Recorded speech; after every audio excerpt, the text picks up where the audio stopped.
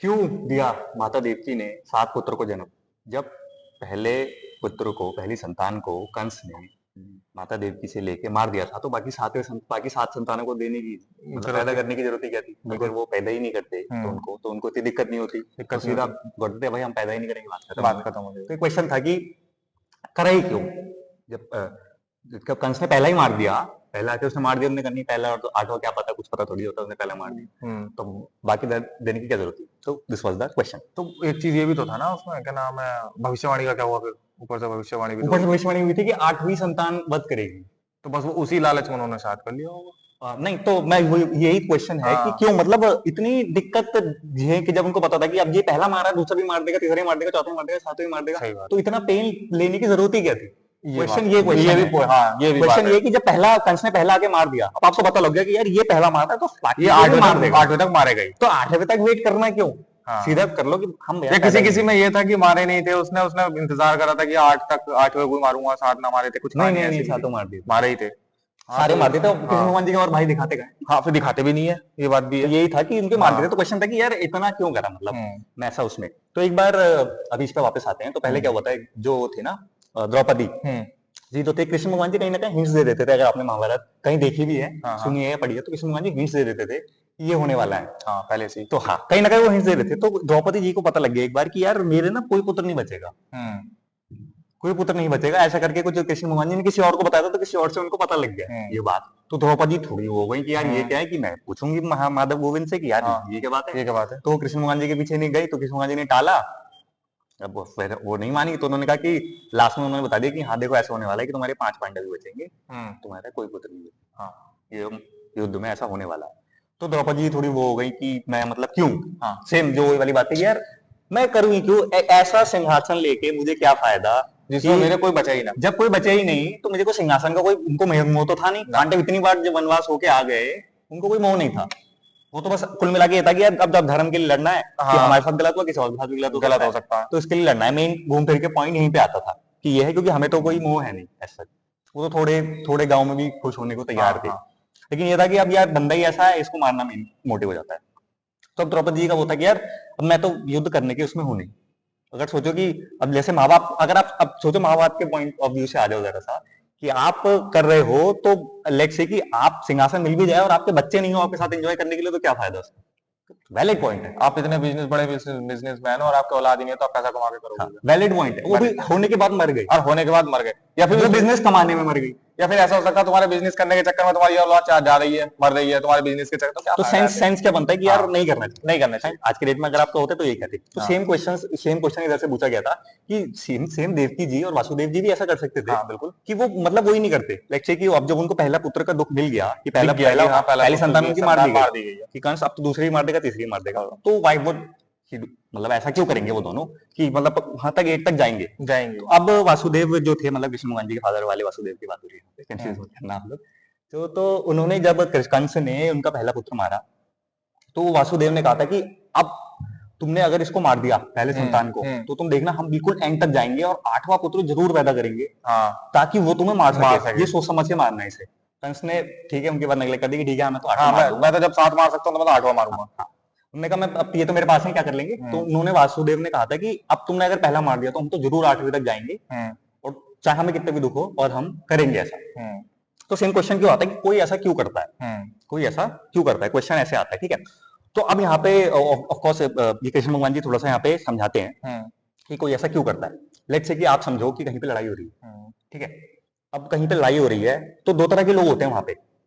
एक तो जो लड़ रहे हैं उनको तो छोड़ देते हैं, हाँ, कि एक पे अत्याचार हो रहा है, एक कर रहा है, ज्यादातर ऐसे ही होता है, यही होता ठीक है। दो दो ये तो कर रहे हैं। है। अब जो भीड़ में खड़े हैं वो दो तरह के लोग होते हम्म। हैं। एक जो जिनमें सामर्थ्य नहीं है उसको मतलब टैकल करने का, उसे रोकने का कि रुक जाओ, रुक जाओ। या फिर उसे बचाने का, कैसे भी उन पर सामर्थ्य नहीं। दूसरा होता है जिसमें सामर्थ्य होता है। अब आज की डेट में सामर्थ्य कैसे हो सकता है, किसी के पास बाहुबल हो, बाहुबल किसी के पास पावर हो, कि वो पावरफुल है, वो फटाफट एकदम बुला सकता बुला है सकता है किसी को, कि रोक हाँ, देगा। कि उसके पास इतनी मतलब पावर है, कोई मतलब जैसे बड़ा अधिकारी हो गया, बिल्कुल। ही कैन कॉल एंड वहां पे उसको रोक लगा सकता है। किसी के पास बाहुबल बहुत अच्छा है, कि पकड़ के कि सीधी मैं गर्दन हाँ ऐसे कर कि मैं दिया। बाहुबल से इसको इनको अत्याचार होने को रोक सकता हूँ। तो किसी भी तरह का सामर्थ्य यहाँ पे आ जाता है। तो दो तरह के लोग होते हैं, ये आप समझ सकते हो कि एक हाँ, जो उसको रोक सकते हैं, एक जो उनको नहीं रोक सकते हैं। नहीं रोक सकते। तो कृष्ण भगवान जी कहते हैं कि मुझे कुल मिला के बात ये आती है कि जिसके पास सामर्थ्य है, अगर वो उसको नहीं रखता, तो सेम देखो जो जो द्यूत सभा हुई थी वहां पे, जब वस्त्रहरण हुआ था, तो वहां पे भी यही था, जिसके पास सामर्थ्य था। हाँ अब सजा मिलने को तो वहां पे जो और बिल्कुल। लोग खड़े थे, सबको मिलनी थी। हाँ, तो मतलब वहां पे जो अगर कुछ मान लो सैनिक या कुछ जासी वगैरह भी खड़े थे, उनको थोड़ी सजा मिलेगी, क्योंकि भाई उनके तो उसमें था ही नहीं। लेकिन जब जिनके सामर्थ्य में था,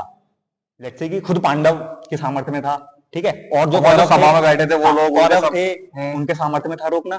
जो भीष्म पितामह थे, उनके सामर्थ्य में था बिल्कुल। धृतराष्ट्र, इन सबके सबके सामर्थ्य में था सामर्थ्य में चीजों था। को रोकना, लेकिन उन्होंने नहीं रोका। तो दो तरह के लोग ऐसे हो गए, ठीक है। अब ये जो पाप आता है किसके साथ आता है, कि जिसमें सामर्थ्य है और वो नहीं रोक रहा है। हाँ, ये पाप उसी के सिर पे जाता है।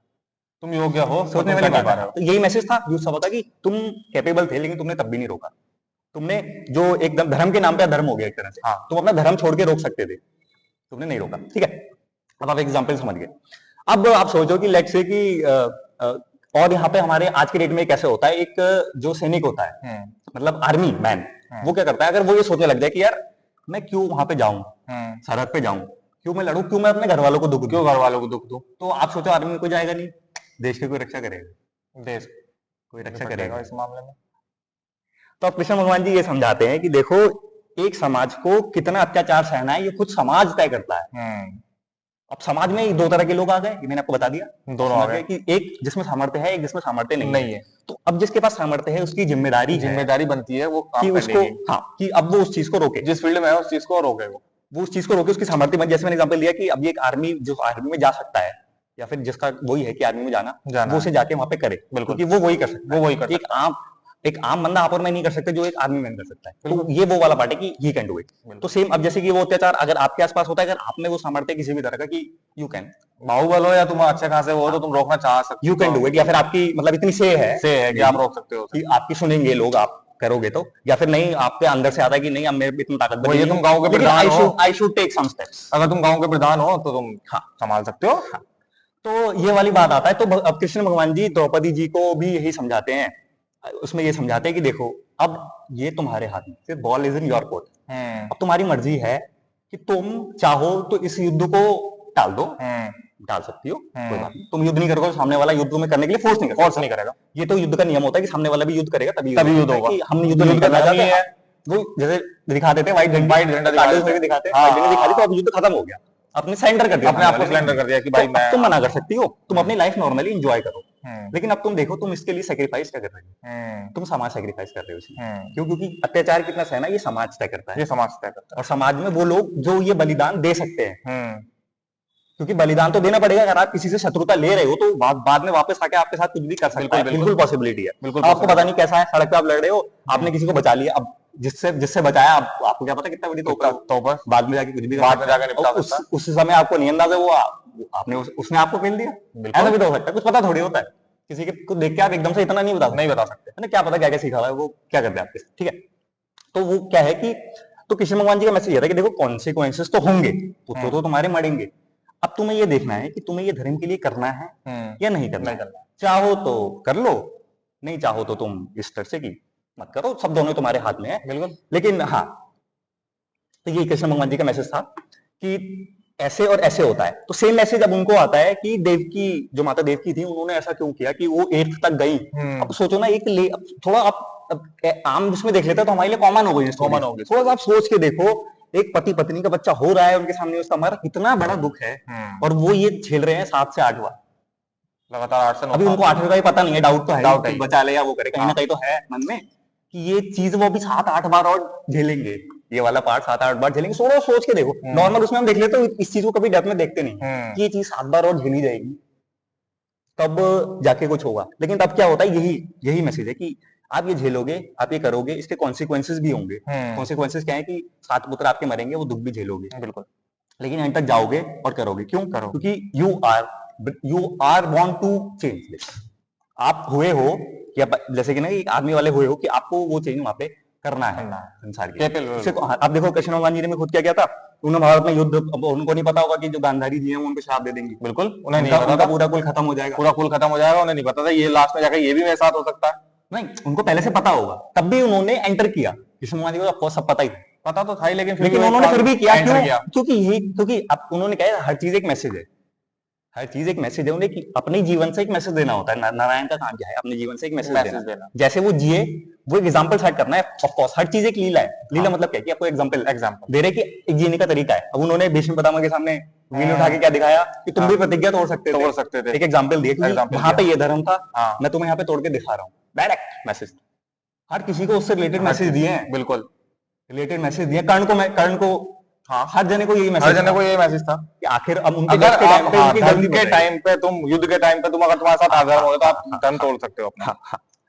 तो वही वाली बात है, आप करोगे, आप उसके कॉन्सिक्वेंसेस भी झेलोगे। बिल्कुल। क्यों? क्योंकि आप उसको करने के लिए करने बने हो, यही योग्यता आपका। हो, आपके अंदर हाँ, योग्यता यही है, आप यही करना आप है कैपेबल आपका, हो उस चीज के लिए तो यही आप करना करोगे। है। लेकिन हाँ, कॉन्सिक्वेंसेस तो हर चीज के साथ जुड़ी हुई है। हाँ हाँ हाँ। और तो फिर से आ जाते हैं, अब क्यों करोगे? आप करोगे, क्यों करोगे? क्योंकि आप जब जिस चीज के लिए बने होते हैं ना, तो जब आप वो चीज करते हो, यू फील अलाइव। एक आर्मी मैन जब एक आर्मी मैन बनने के लिए बना है ना, he feel alive doing this. बिल्कुल। क्योंकि उसके अंदर वो एनर्जी है, that martial energy, mass power उसके अंदर है कि वो बलिदान दे सके अपना और अपने घर वालों का, और एक चेंज ला सके उसमें। ये उसके फर्क अंदर है, फायर होती है इस चीज के लिए। बस यही फर्क। हम्म। चलिए इस वीडियो को पे खत्म करते हैं, हाँ, नेक्स्ट वीडियो में। जय श्री राम। मिलते हैं नेक्स्ट वीडियो में। जय श्री राम, जय हिंद, जय भारत।